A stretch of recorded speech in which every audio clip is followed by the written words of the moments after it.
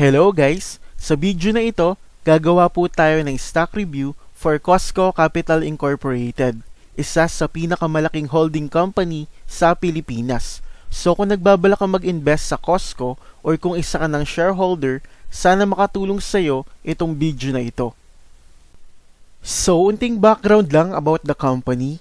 Costco Capital Incorporated is formerly known as Alcorn Gold Resources Corporation, originally incorporated on January 18, 1988, with the primary purpose of engaging in exploration, development, and production of oil and gas and metallic and non-metallic reserves.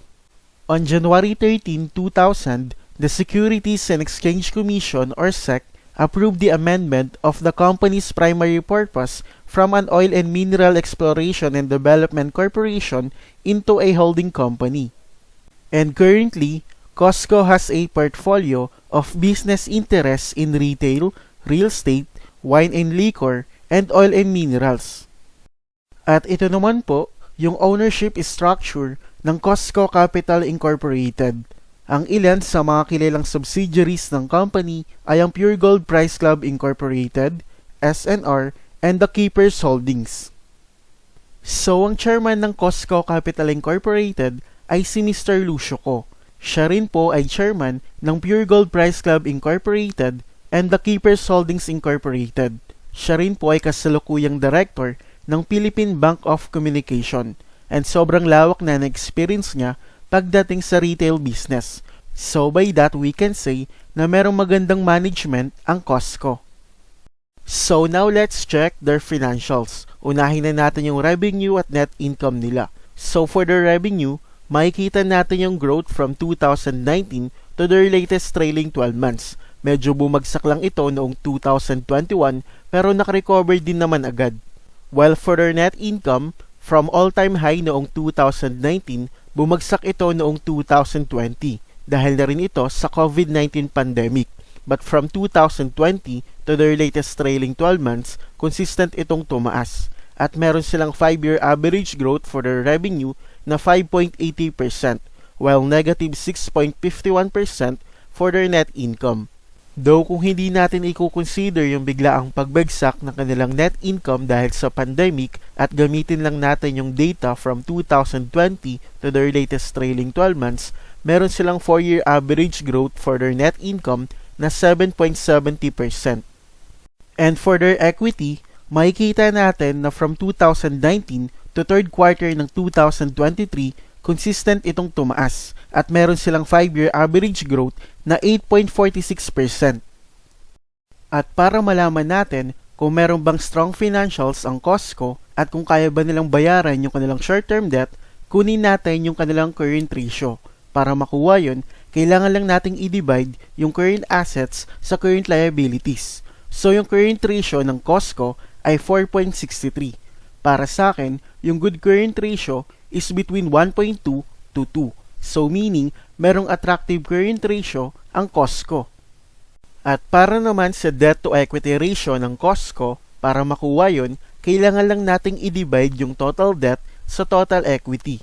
So yung debt to equity ratio ng Costco ay 0.50. Based sa ating criteria, nasa low risk ito. So by that, we can say na meron silang attractive debt to equity ratio at majority ng kanilang pondo na ginagamit sa operations ay hindi galing sa utang. So yung current EPS or earnings per share ng Costco ay 1.06 while yung kanilang PE ratio ay 4.86. So meaning we are paying 4.86 pesos to earn 1 peso, and for me that is attractive. And for their dividends, consistent silang nakapagbibigay ng attractive dividends sa kanilang mga shareholders. Last January 2024, nakapagbigay sila ng around 4.10% dividend yield. So bukod sa attractive dividends, ang isa pang maganda for Costco kapag tinignan natin yung kanilang mga disclosures sa PSEH, more on share buyback. So nangangahulugan ito na para sa mga board of directors ng company, currently undervalued ang Costco. At para sa intrinsic value ng Costco, ang ating computed intrinsic value ay 10.23 pesos using the margin of safety na 30% ang ating buy below price ay 7.16 pesos. At para naman sa moat ng Costco, first, they have strong brand moat. Since ang ilan nga sa mga subsidiaries ng Costco ay kilala sa merkado, gaya ng Pure Gold at SNR. Second, they have financial moat. Since meron nga silang well-handled debt at strong financials.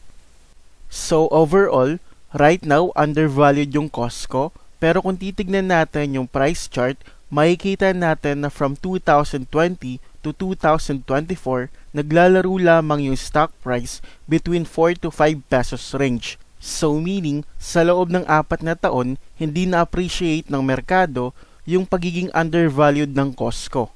So maraming factors yung pwede natin i-consider. But for me, one of the reasons is yung potential growth ng Costco. What I mean is kung titignan kasi natin yung buong Costco group, right now, nasa The Keepers Holdings Incorporated yung potential growth.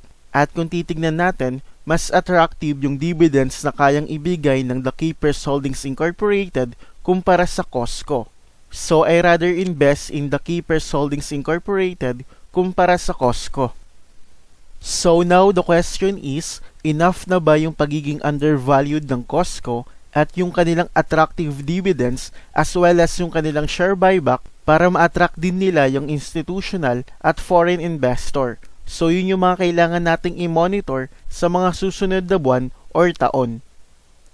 So hanggang dito na lamang guys ang ating review. Sana nakatulong sa inyo itong video na ito. Kung nakatulong man, please don't forget to like this video at kung bago ka sa ating channel, please subscribe and hit the bell button para updated ka sa mga future videos na i-upload natin.